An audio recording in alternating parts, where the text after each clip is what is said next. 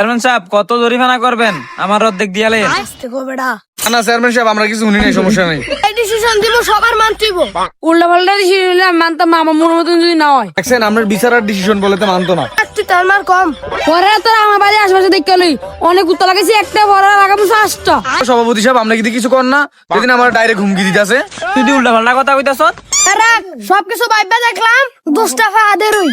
হ্যাঁ চেয়ারম্যান সাহেব সবটা দোষ তার হইতে কি আরে ছাগলের ঘরে কুত্তা রাখতে গেল। এই মেয়ে আমরা এটি কি কোন? আমি কিন্তু বেশি কথা কইলে কিন্তু সাজাতে নাম দিতাম একেবারে। এবারে তুই কার সামনে এমন করস? দেখছেন তে আপনার ফিডাইতে কুদ যাইতাছে, দেখছেন? বাপ রে, কিরে তুই কি করে মারবি নাকি? হ্যাঁ এই মেয়ে আমার ভালো নাকি মিয়া? বেশি কথা পিছে কুত্তা লাগাই দিম মিয়া। আরে তুই কিন্তু বেদবি করতাছ। এ দালাল চুপ থাক। দেখছেন সভাপতি সাহেব আপনার মুখে আমার কথা কয়, আবার আপনার দালাল কইছি। তুই দালাল কসকারে? হ্যাঁ তুই দালাল কসকারে? ওই মেয়ে আমি উল্টা পাল্টা বিচার করে আমার 7 দিলে গেলে। হ্যাঁ চেয়ারম্যান সাহেব আপনি কিছু কোন? তোরা এই বেদবির কারণে 20,000 টাকা জরিমানা করাইলো। আমার সার্ভিসের কাছে গেছে কুত্তা কামড়েছে, আমি কি জরিমানা দিমু? জরিমানা দিলাম। এটা তাহলে তুই কত রাখবি কে রে? ওই মেয়ে তে যদি আমার ভাই ছাগল শির কথা দিতে আমি কি জরিমানা দিলাম না? আমি নি জরিমানা তারে আনুটা ফিস্টা দিলাম না। কিও সভাপতি সাহেব আপনি আওয়াজ দেন না দি। এত কথা বাদ 24 ঘন্টার ভিতরে তারটা তারে বুঝাই দিয়ে দিবি। এখন তুই ছাগল চুরি করতে কে রে? তোর গাও কি বাত নাই?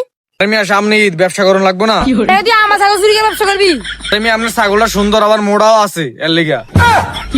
ছাগল চুরি করে নে তুই ব্যবসা করবি? আগ তোরা বাসাতে সেই লাল করে তোর ভাই আগ তোরা বিচার করতে আইস তোর বিচার তো করুম।